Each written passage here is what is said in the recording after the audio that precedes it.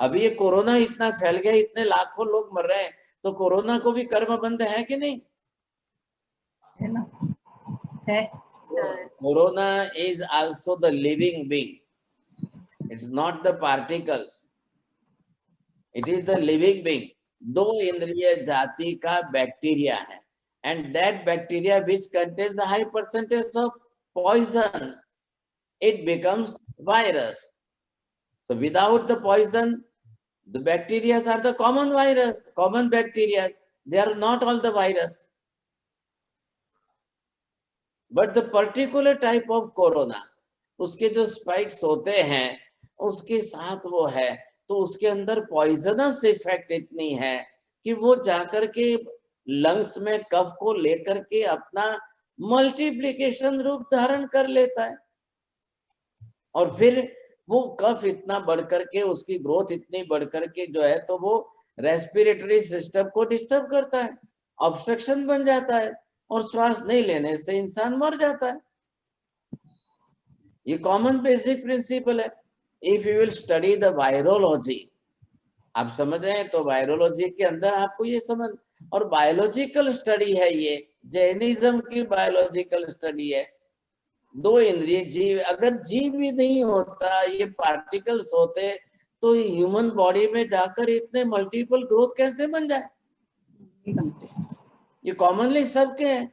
मक्खी बैठती है और काटती है, हम नहीं मरते हैं।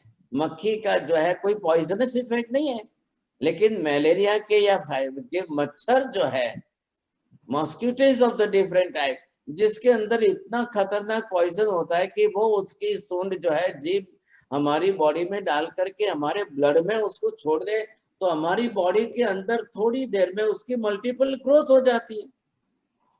तो बॉडी अपना नेचर बनाती है। बॉडी क्या करती है, हमारा शरीर इन बैक्टीरियाओं को बाहर से आते देखकर अपना टेम्परेचर बना ले।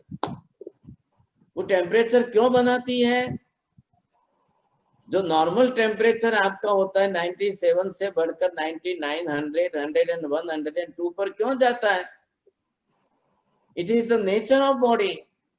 आया हुआ बैक्टीरिया जो है, वो अगर वायरस है और वो अपने अंदर ग्रोथ बढ़ा रहा है, तो उसको कैसे रोका जाए, और वो बढ़ा करके उसको वापस बाहर कैसे निकाला जाए? इसलिए शरीर अपना नेचर फॉर्म समझिए पहला, द नेचर ऑफ बॉडी, वो अपना टेम्परेचर नहीं बढ़ाएगी, तो फिर ये जो है मल्टीपल ग्रोथ इसकी बढ़ती जाएगी। तो that fever and the temperature is the friend of body. लेकिन हम इतने मूर्ख बन गए हैं कि ऊपर से पहले ही बुखार उतारो, पहले ही टेम्परेचर डाउन करो, पहले ही पैरासीटामोल ले लो, पहले ही क्रॉसिन ले लो, पहले ही मेटासिन ले लो, पहले। अरे ये क्या गलती कर रहे हो आप लोग? Fever itself is not the disease. It is only the symptom of the other disease. आपको चाहिए कि आप फीवर को सपोर्ट करिए, फीवर को सपोर्ट करना है। लेकिन जैसे ही आप फीवर को उतारने लग जाते हो, तो फिर वो जो है वायरस बॉडी से निकलना मुश्किल हो जाए। आपको क्या करना चाहिए? नीम के पत्ते का रस पी लो, the leaf of the neem. अब उसका पत्ते का रस आप पी लो, तो वो फीवर को भी सपोर्ट करेगा, और कड़वे रस आने से वो बैक्टीरिया या वायरस वो आपकी बॉडी में इतना एक्सपांशन नहीं करेगा। करियाता, जो लोग आंबिल करते होंगे तो समझते, आप एटलांटा में तो उनको मालूम ही नहीं है, वॉशिंगटन में तो करियाता होता ही नहीं है। कांति भाई क्या थी खबर पड़े, ये इंडिया में है करियातो, जेने आंबिल करता हो ने करियातो पीता है। सारी बात है, चलो घनी सारी बात। तो रोज एक वाटकी करियातो दिवस में 2 टाइम पियो, दिस इज बेस्ट मेडिसिन। खड़ू करियातो मिलता है, नीम भी मिलता है। खड़ू करियातो छे, बहुत सरस મળતું હોય તો પીઓ ને ભાઈ, યુ આર ગુડ ચાન્સ છે તમને કે મળે છે ત્યાં। It is the best herbal medicine. एक हर्ब है, एक प्रकार की हर्ब है, और वो उसकी तरह से बनती है। अब वो उसके अंदर वो गुण है। अभी इधर चल रही है गिलोय, गिलोय को लेकर, उस वनस्पति को लेकर उसका है, आप काढ़ा बना करके पी लो। आप हल्दी लो, हल्दी एंटीबायोटिक है, तो जैसे ही हल्दी नमक अंदर जाएगा ब्लड में, तो आपका कोरोना जो है वो फास्ट ग्रोथ नहीं होगा। और हल्दी जाकर के पहले कफ को कम कर देती है, कफ घटा देती है, तो कोरोना को अपना घर बनाने का चांस नहीं मिलता है। आप बेसिक साइंस समझ लो और बॉडी का नेचर समझ लो, दो साथ में चल करके मैच कर लो, बस समझ में आ जाएगा आपको। नहीं तो फिर आप जो है कोरोना कोरोना फिर डॉक्टरों के पास जाएंगे, हॉस्पिटल में कुछ नहीं।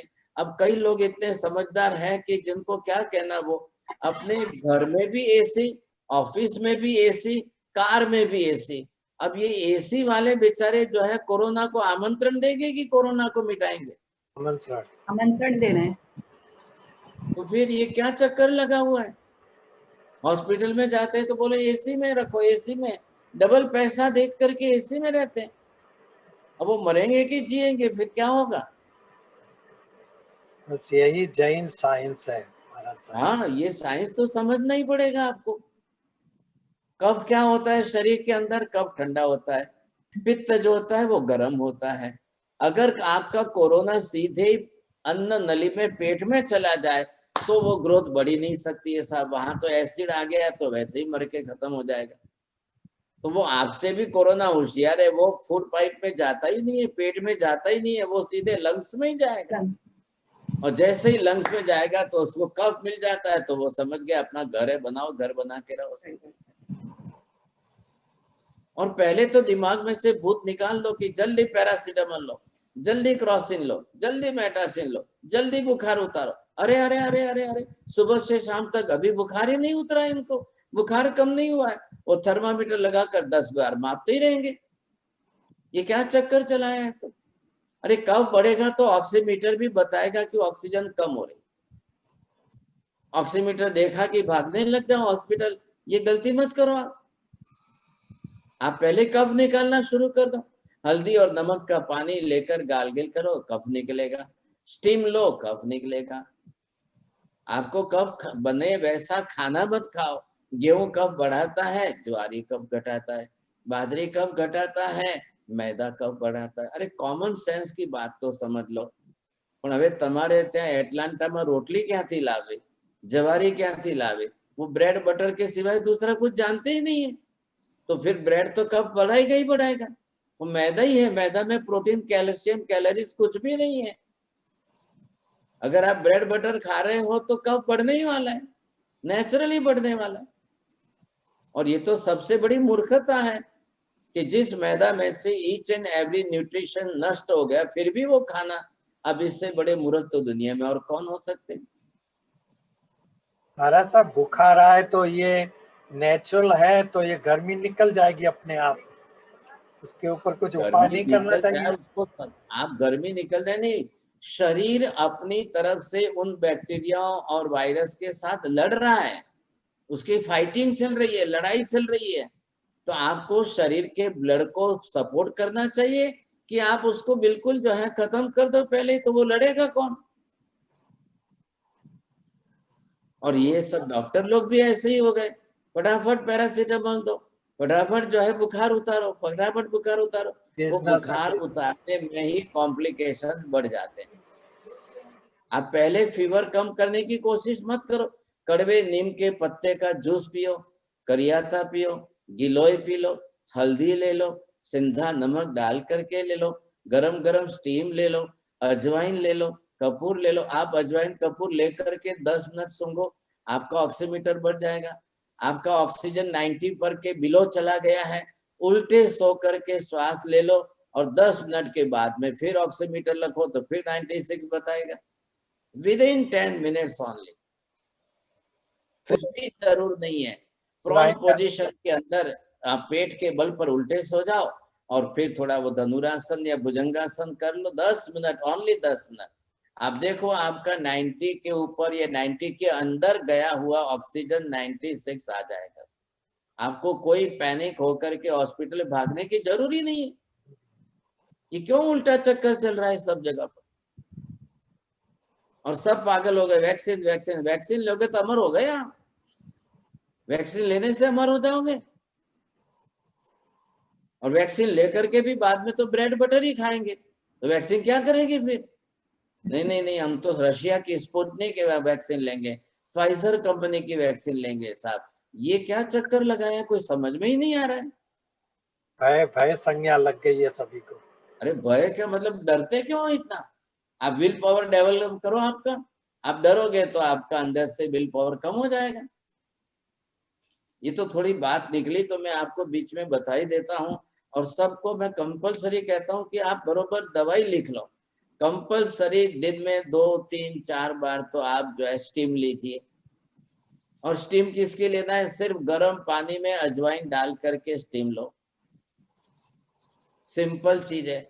हल्दी और सिंधा नमक का पानी 1-1 कटोरी दिन में 3 बार पीजिए, और हल्दी और सिंधा नमक के गर्म पानी से गार्गिल करते रहो, ताकि जो श्वास नली में, अन्न नली में या गले में या साइनस में कफ जमा है वो निकलना चाहिए साहब। और निकालने का सबसे बड़ा अच्छा तरीका है, माता जी आप भी लिख लीजिए, 2-2 ड्रॉप खाली नींबू के रस 2-2 ड्रॉप नाक में डाल दो, तो आप उसको निकालोगे तो कफ निकल जाएगा साहब। तो एटलांटा में और वॉशिंगटन में गाय का प्योर घी मिलता है कि नहीं? नहीं तो बोलो मैं यहाँ से भेज, नहीं, गिर गाय का 100% प्योर घी, ओनली देशी गाय, गिर गाय, उसका घी जो है वो पीला होता है, वो आप नाक में लगा दो। नहीं मिलता है अल्मोनाइट ऑयल जो है, वो थोड़ा सा नाक में 2-2 ड्रॉप डाल दो, लगा दो। और सूंठ तमने त्या मलती हो तो सूंठ सूंघी लो खाली, 1-1 लविंग जो है वो मुंह में रस रख लो। अजवाइन और सूंठ को सूंघते जाओ।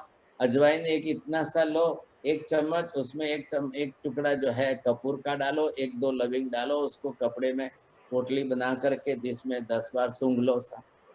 ऑक्सीमीटर की जरूरी नहीं है, कोई लगाना ही नहीं है, आप बरोबर ऑक्सीजन लेवल बनाइए और फिर प्राणायाम कर लो, सबसे बढ़िया काम हो गया। हम अजवाइन के कपड़े में डाल के तवे पे गरम करके छाती पे सेक दो तो कफ निकल जाता है। बहुत अच्छी बात है, चलो साहब ये भी सर फायदा जी है। यही मैंने भी यही सरसों सब की कुछ तेल किया में, है। बहुत अच्छा है, तो ये करोगे तो आप चाह रहा है, लेकिन जल्दी से टेम्परेचर उतारने की गलती मत करो। बाहर से वायरस आता है मिनिमम 3 डेज, और सबसे बढ़िया काम है खाना नहीं पीना नहीं, खाओगे पियोगे नहीं, मूंग का पानी पी लो, गरम गरम पानी पी लो, आप बॉडी का नेचर समझ के उसको सपोर्ट करो ना। ये तो कोरोना होता है, ये होता है तो ये खाओ वो खाओ, ये खाओ वो खाओ, दिन भर खाते रहेंगे तो कहां से घटेगा फिर? अरे डॉक्टर भी 2 लोग ऊपर से डराते, अरे आप खाओगे पियोगे नहीं, भूखे रहोगे तो इम्यूनिटी का, अरे इम्यूनिटी उपवास से बढ़ती है, उपवास से इम्यूनिटी घटती नहीं है। पहले तो इम्यूनिटी क्या है वही आपको समझना पड़ेगा, इम्यून सिस्टम क्या है, मेटाबॉलिज्म क्या है, ये आप साइंस भी तो समझो, जैनिज्म को भी साथ में समझो ना। ये उल्टा चक्कर चला रहे तो ऊपर से मरे, क्या करना कैसे समझेंगे? इधर भी यही मिथ्यात्व भी क्या है, उल्टा ही मानना है इसको भी। ये भी इसका काम ये है कि जो भगवान ने कहा उससे उल्टा मानो, विपरीत का मतलब ही होता है उल्टा सा। क्यों उल्टा चलते हम? उल्टा चलने की कोई आवश्यकता ही नहीं है। ये कोई वायरस दुनिया में पहले नहीं थे क्या? प्लेग क्या था? प्लेग के वायरस नहीं थे, छोटी माता निकली थी उस समय, उसके वायरस नहीं थे। बिफोर दैट सेंचुरी, 100 साल पहले भी बहुत हुए हैं, बहुत मरे हैं साहब। ये तो बात ही नहीं है, आप तो पहले इसको प्रॉपर अच्छी तरह से समझ लो, साइंस क्या कह रहा है वो साइंस के हिसाब से समझ लो, फिर बाद में काम होगा। चिरायता बोलो या कड़ू करिया, तो ये गुजराती वर्ड है, कड़ू करिया तो, और हिंदी नाम कड़ू कड़िया तो डेली हम लेते हैं, कड़ू कड़िया तो डेली लेते हैं, पर अब चिराए महीने भर लो, आपको कोई नुकसान ही नहीं है, बड़ा फायदा होगा। हाँ जी। और खाली गर्म पानी पियो ना, कुछ भी मत पियो, तो प्लेन गर्म पानी। लेकिन एक बात और बोल देता हूँ, ये प्लास्टिक को कट किया हुआ पानी तो भूल से भी मत पीजिए। कल पानी तो पीना ही नहीं चाहिए, भूल से भी नहीं पीना चाहिए। फ्रेश पानी को बॉईल करके पीना है, उसके सिवाय अगर आपने बोतलों का पानी पिया तो और ज्यादा नुकसान हो जाएगा। वो 1-1 महीने की बोतलें पैक भरी हुई है, क्या ये पागलपन है? कड़वा चिरायता अगर 3 दिन सुबह ले लें तो बुखार उतर जाता है। आपको बुखार उतरने की जल्दी क्या पड़ी हुई है? नहीं 3 दिन बाद भी अगर है। अरे 3 दिन नहीं 13 दिन लो, आप तो 1 महीना भर लो। थोड़ा ब्लड को अंदर से थोड़ा कड़वा हो जाने दो, वो फायदा करेगा। आखो दिवस साकर ने गळ्યું ने मिठाई ने खाई ने ऊपर थी बगाड़ी ना। क्या कर रहे हैं सब, उल्टा क्यों चल रहा है? साहब जी वो कड़ी करियाती की कोई साइड इफेक्ट नहीं है? કોઈ સાહેબ માજી લેવાનું જ કેટલું, 1 વાટકી થી વધારે પીવાનું નહીં। आप दिन में 2 बार अलग अलग ले लो, और नहीं मिलता है तो कड़वे नीम के पेड़ तो रास्ते पर है, 10-20 पत्ती आप ले लो, समझे कि तुलसी तो आपके वहां भी मिलती होगी ना, एटलांटा, वॉशिंगटन में। तुलसी इज द बेस्ट एंटीबायोटिक है। अब इससे अच्छा और क्या चाहिए आपको? कॉम्बिनेशन बना लो इनका, आपका काम हो गया है, समझे कि नहीं। चलो अब ये मैं निकालू यहाँ से। अब हम